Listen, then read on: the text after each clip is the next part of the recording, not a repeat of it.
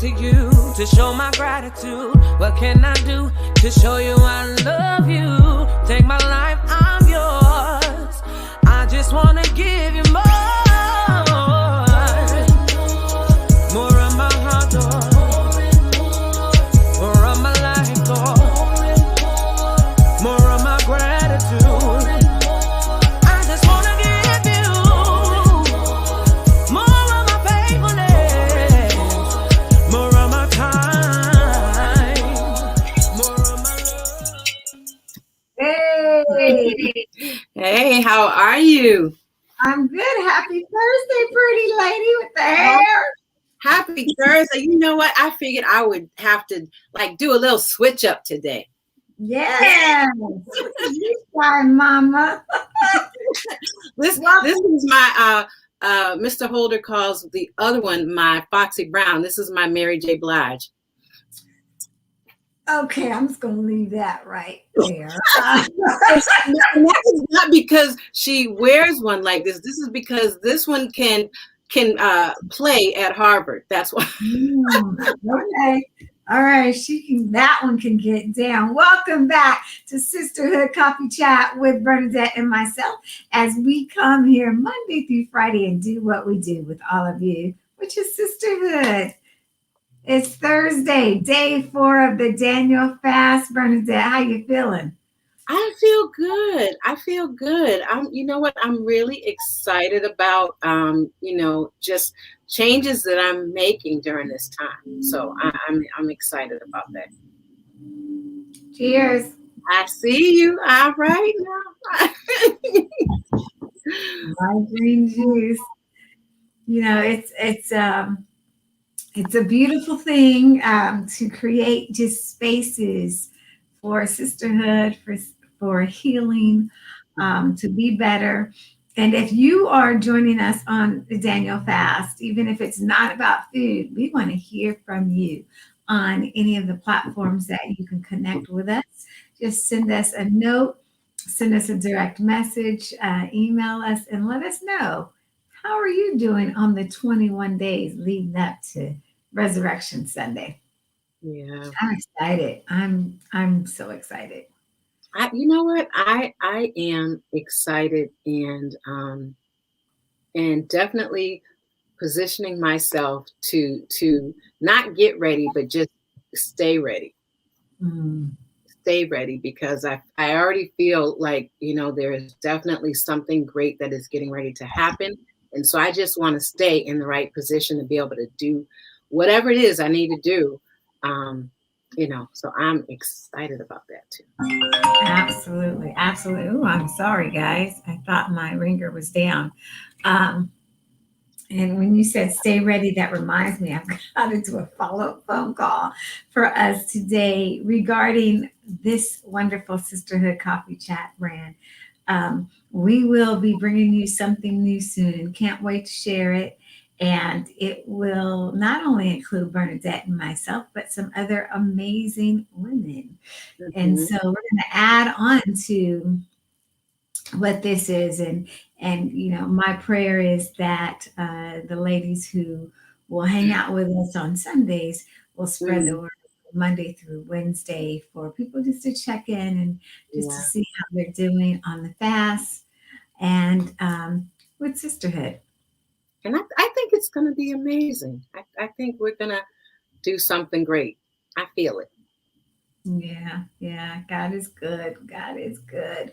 So you woke up this morning and put your 2 feet on the floor. What was that word that you spoke over your spirit this morning? Preparation. Preparation. It's funny because, and I think that was because I knew today was my Friday at work. I have tomorrow off. So I'm just preparing myself for tomorrow, because tomorrow I'm going to do this, and this. And I have a list and I want to get everything done. And I'm so excited about that time off. And it is something how God puts you in a position to bless you. You don't even know. He slides it in there. You know what I mean? Because the funny thing is I have so much vacation time that I have to take it. And so, I just felt, and this wasn't even on anybody at work. It was just because I knew I had been out for so long and I was sick. So I didn't want to take time off. And I was forced to, because they were like, if you don't take it, your time cannot accumulate. So you have to take it. Because with me, I'd have been like, oh no, I'll push it off. And they were like, no, you need to take your time. So God just put me in a place to be able to set time aside to work on what I have to work on, because there's not enough hours in the day to do all the things that I do. But he made a way for me. So, I'm getting prepared to do all the things that I want to do, all the things that I need to do on tomorrow. Yes, I love it. And sometimes God will stop us right where we are, and he will make you stop. I got a call last week from, I buried 5 family members last year. And so my cousin, who was 49, who was the baby of 3 brothers, his second oldest brother went to the dentist, fell out, fainted, hit his head, and didn't wake up until they got him to the hospital. What? And so when I talked to him, like, are you okay? I'm glad you're okay. And he's still dealing with the trauma of losing his little brother, right? Oh my goodness. And so I'm like, what are you doing? And I know he works a lot. He's like, well, I'm averaging like 120 hours a week. And I think I was just working too much. I'm like, you doing what? What? And he said, I spent X and X and X, and I need to put, so much money back in my bank account. I'm like, well, if you do, you ain't going to be allowed to spend it. I say, you can't do that because you won't be here to enjoy it. That's at the point of working like 16 to 18 hours, scoot home, sleep for 2 to 3, and go right back. He did that for like a month straight. And so I said, well, I hope you're going to take off some time. He said, when he first called his employer, he said he was going to take a week off to recover. And my spirit was just like, a week. And then he said, and then something said, you got all this time. This is what that's why I'm telling you the story. He's like, you got all this vacation time that you never used. And he told his boss, he goes, I'll be back in a month. And I'm like, good for you. Yeah. Good for you. And he's sleeping in. He's letting his wife pamper him. He's letting his kids. And I'm just grateful he is here to tell the story and to learn the lesson that at the end of the day, it's not all about the money. It really isn't. It is not. And the thing about it is sometimes we just do the most. We just do the most. And we need to sit down somewhere, and God will make provisions for you to be able to do that, because I know, that's what he did for me. And I was so grateful. I've had time off for the last few weeks. And then on top of that, and I still have more time. I might take, more extended weekend. Uh-oh, you're freezing. Did I lose you? Hello? Can you see me okay? You are frozen. You are frozen, girl. Hold on one second. Yeah, now you're back. Let me see. Let me switch, because it's gonna do that. Oh, if I go down, just if you go down, I got you. Okay. I think I fixed it. Okay. All right. Let's do this. So we have been talking about healing spaces, and as we chat, Sister Chat, and we've got the Daniel Fast Day 4, and Bernadette is sharing. She is creating her own healing space and giving back to herself by using that vacation time. That may be a word for somebody on here. Take some time to give back to you. Yeah. And, for this season, this Lenten season, which some of us refer to as Lenten season, or right before Easter or Resurrection Sunday. For me, it is such a time of renewal. I feel more of a rebirth around Resurrection Sunday than I do my own birthday. Wow. For me, it feels like just a time to really cleanse and to prepare and to get ready for this amazing remembrance of the Christ that died for us. Yeah. You know, and the new life that he that's a good point, because I really, during this time, I always want to reflect on, things I'm doing, things I could do, things that, I wish I had done. And I really think this is a great time to be able to share, what you've gone through, what you've done, to be able to help somebody else through their journey. I've often said that what we go through is not just for ourselves. We go through it so we can tell somebody else, so that, if they look at you and say, wow, and you're still here, you're still standing, then yeah, you know what happens. So if we know that God is no respecter of person, he's done it for me, he can do it for you. And that's why I believe we go through different things that we go through in life, to be able to share it and to be able to tell somebody else, you know what, you can do it, you can get through it, and encourage, our sisters who are watching, you can come out on the other side. I don't look like what I've been through, that's for sure. Girl, wait. Okay. The Unshakable Woman. Yeah. I you know what? If I looked like what I'd been through, you wouldn't be able to lay eyes on me. So that's how good God is. Amen. Yes, he is. Well, God gave me that word, unshakable faith, about 3 months after my shift happened. And I was sitting in church and listening to the story of Daniel, and I may have shared this before, but I'm gonna share it again. And and I started telling everyone, "Ooh, that's me, Meshach, Abednego, and I'm the other Negro. I'm gonna come out looking like yes, yes, ma'am." And that's when God placed it in my spirit to say, this is faith. This is what you have learned your entire life. It's not about when everything is all good. It's not about when your kids are perfect. Yeah. It's not about when you got $1 million in the bank. It's when you truly have to trust for what tomorrow is going to look like. Yeah.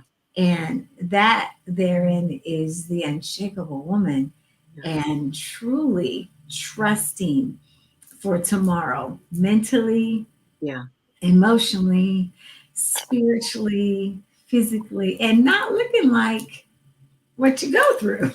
and that's it, because you know what? The reality is sometimes you can be like not to the point where you cannot get your bearings. You can't get yourself together. The only thing you can do is trust God, and I have been there before where I was like, Lord, you know what?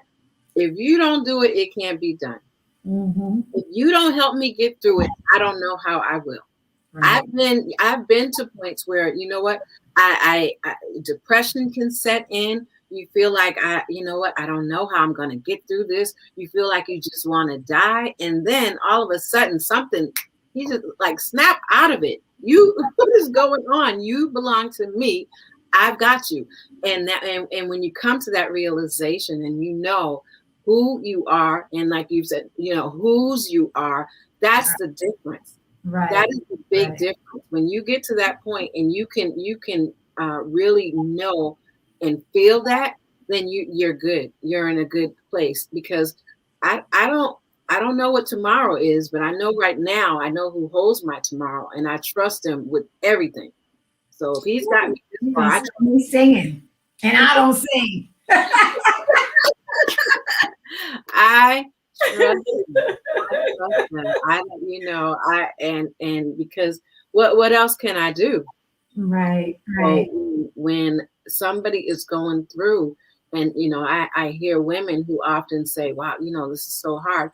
Listen, it will get better. It will get better, Yeah, and that's a word for the conference as well. We talked a little bit about that, and I pushed the go button yesterday. And we will have an Unshakable Women Conference because there is something about when my shift occurred, and I was saying, why me? Why me? And literally overnight, God was showing me, this is why you. And literally within a month, I met a woman at a local church, and we're chatting healing spaces, ladies, and connecting with people and things that make us heal or encourage us to heal. And so I'm in the service, and one of the ministry leaders comes to me, and this is not even my church. I just happen to know the pastor and his wife because they're my neighbors. And because of my history in church leadership, they usually just have me sit with them. And so people in their church knew my face, but really didn't know me at all. And this woman was like, tapping on my shoulder, after church, can you have a word with this lady out here? I'm like, a word? Where are your ministry leaders? What? You want me to get the pastor's wife? She's like, no, I need you to talk to her. And I'm like, me? And I'm thinking, one, I don't want to step on anybody's toes in somebody else's church. Right. And I spoke with the pastor's wife, and, I shared with her, and she's like, do what, if you can. And so I spent an hour talking to this lady a week after I went through my shift. Wow. And this woman went through something very similar. The difference is she was ready to take her life. Oh, wow. Wow. And I literally, I'm like, wait, Lord, wait a minute. And I'm like, put on the brakes. I'm still trying to deal with my stuff. Yeah. We're like, are you serious right now? And that became like a 6-month, sisterhood. But it was her. It was another woman. It was another woman. It was another. Before I looked up, there was like almost 10 women around me, calling, texting, coming by, sometimes just needing an outlet. And then God showed me this is why, and because I never thought I would experience this kind of shift in my life. And, sometimes what I have learned from this, speaking of healing spaces, is for women to be a little bit more intentional of being in that healing space every day. So when that shift hits you, you're a little bit more prepared emotionally, physically, spiritually. You're a little bit girded up. Right. You're like, okay, I kind of felt this was coming. I'm good. Come on, let's go. Exactly. And so if I can encourage any woman on here who was going through something, and, speaking of healing spaces, I jokingly said, I don't have a prayer closet. I got a house closet. This entire place was shut down. Me and my dog and my that's right. It was shut down. My entire house. And you have to find what works for you. If it's going in the bathroom and shutting the door and sitting in the tub. Yeah. Whatever. And you know what, the thing about it is, it's so funny that you would say, you sure it's me, why not the pastor, or why not, the leaders or something. But God knows exactly what needs to be done, when it needs to be done, and who it needs to come through, you know. And I remember when I was going through, you know, a really turbulent time, one that I never thought I would be in either. And I was beside myself, you know what I mean? And I was not in the right headspace to be able to grasp it. And so, I mean, I became a totally different person, one outside of myself. My character, I remember because I was going through menopause. I remember too. Yeah, and I had no filter at all. And I was so, I mean, my spirit was so grieved. Yeah. And I was just trying to get it together. But the one thing that I know is when, you know, I went to a particular minister, now not my minister, not my pastor, but I reached out to someone I had seen them speak, and I reached out to him and his wife, and I'm like, this is a desperate time. I really need to talk to you, like right now, like not yesterday, not last week, but I really need to get. I could not get them on the phone. I could not get a return message. And I just think about how you were saying, you know, that this woman could have taken her life. I just thought about, like, you don't know where my mind is. You don't know where I'm at. And if that is your calling, that is your position, that's your purpose, you need to always, you know, be there. And if you can't call me, have somebody else call me. But I thought about that situation. I was like, wow, that really tripped me out, because you're in a position to help someone. Yeah. And we need to be ready, you know, and just like he picked you, he chose you. He didn't choose whoever it was there who was in a leadership position. He chose you to help. And so many times we have to be aware of that, because just like that woman, that could have been me. I ended up, you know, doing something else that was more beneficial. And thank God, you know, he blocked the other situation, because maybe it wasn't for me. So maybe he was intentional about guiding me a certain way. But I just felt like, you know, I was so hurt, because I'm thinking, this is what you do. And you counsel people. So this is what you do. I'm waiting, and I didn't get that. But I'm so grateful, because the lesson that I did get and all that I did receive was something that I hold on to even now. And I'm, you know, I was able to come through that on the other side. So now I can share that experience and know what the urgency is when someone says, listen, I need to talk. Right. I'm not going to put it off till tomorrow, because I know they might need me right now. I don't know their situation. So that was a learning lesson for me, and nothing against them. They could be very busy or whatever. But when you don't know where somebody is and what's going on, you have to move with some urgency. You know, and that's another book inside of me, because I dealt with friends who are pastors, who, and this is where Demita and I became friends, because I dealt with people I've known for years who called themselves my friend, who also were the head of pastors, and it was plural, not singular. This is more than one person, who literally just turned their back. And they were like, well, God bless you. And I'm like, what? You know, and Demita shares that story too. And this woman is ministered around the world. And there's still pastors that don't speak to her, because people make presumptions on what they hear, but don't necessarily know what the real behind closed doors. Yeah.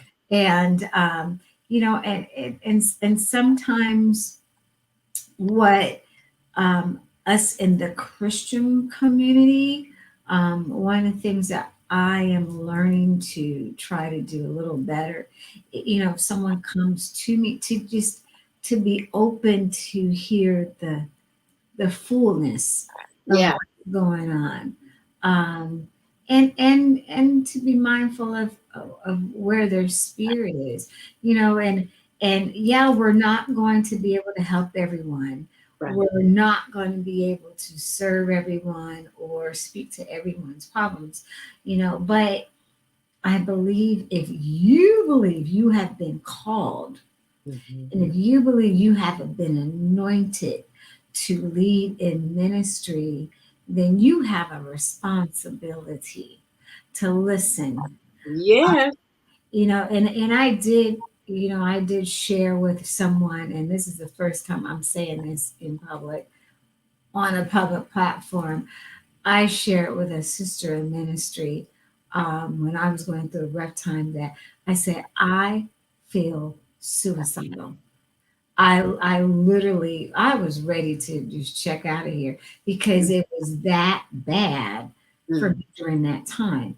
And I never could understand why people would do that. But that week I could understand because I had never felt anything so heavy. Yeah. And it was like, oh, really? Well, I hear blah, blah, blah, blah, blah. And I'm like, what?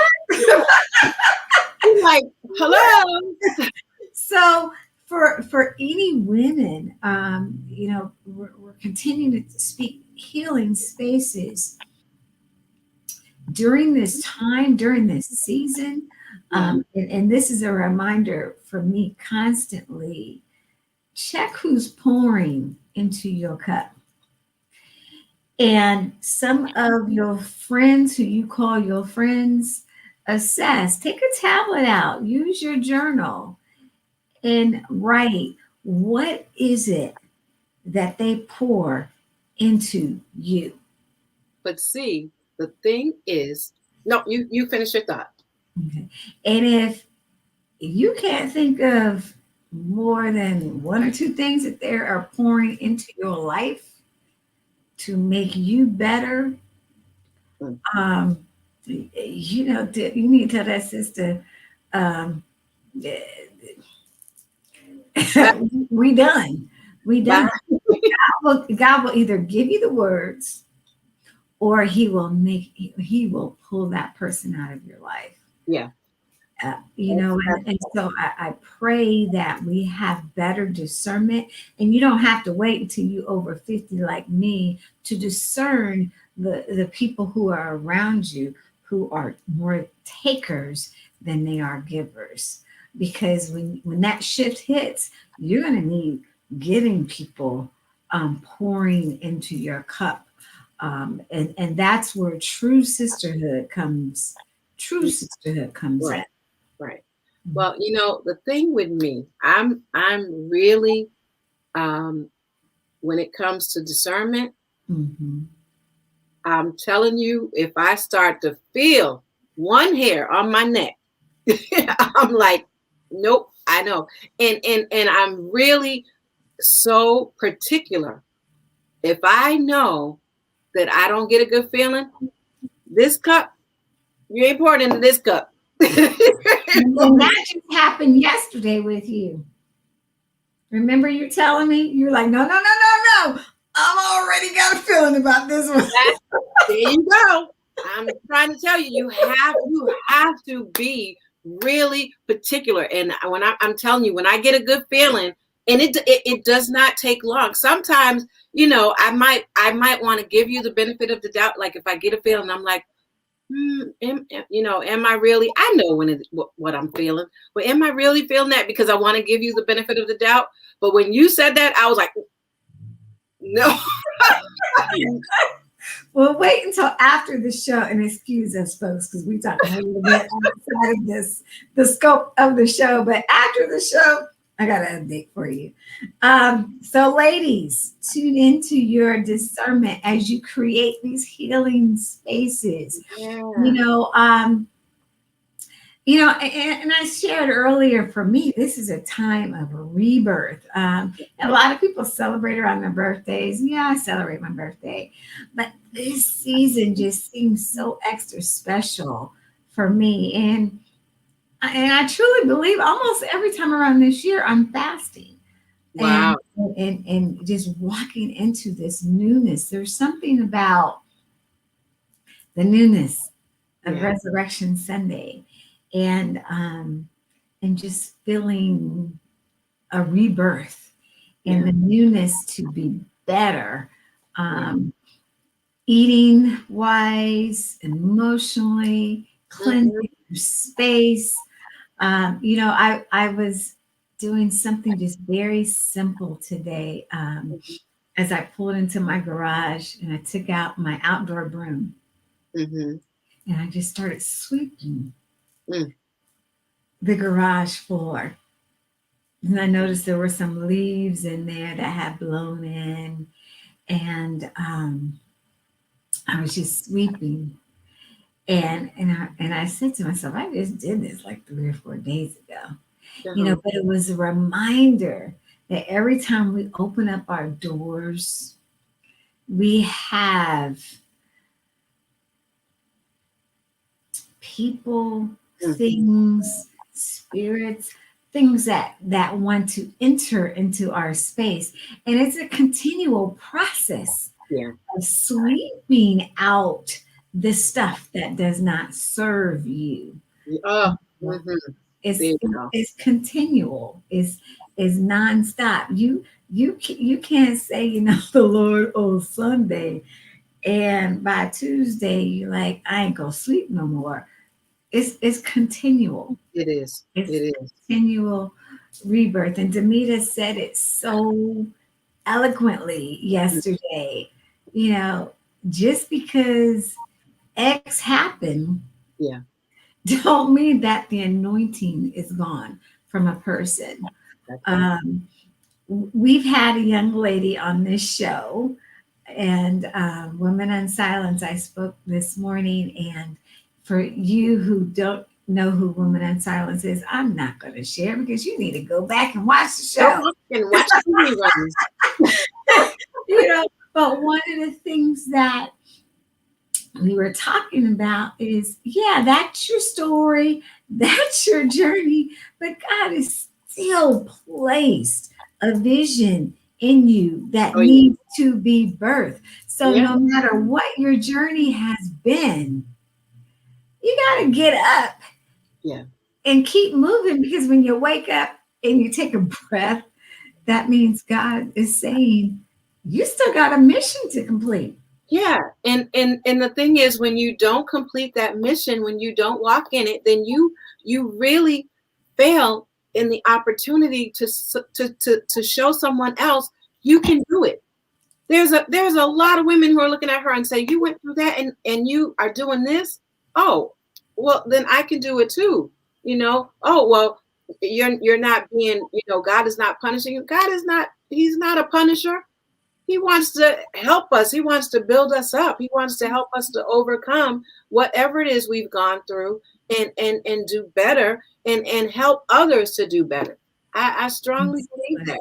Absolutely. And no excuses. I mean, she has just accepted going into Columbia University. Good for her. She has a fully funded nonprofit organization. And there's these other women around us who are whining. It's like, come on now. Like, girlfriend, please. If I can tell you the story about this one over here, let me encourage you. I'm trying to tell you. Let me encourage you. You think it's hard? You think it's hard? Okay, let me share this story with you.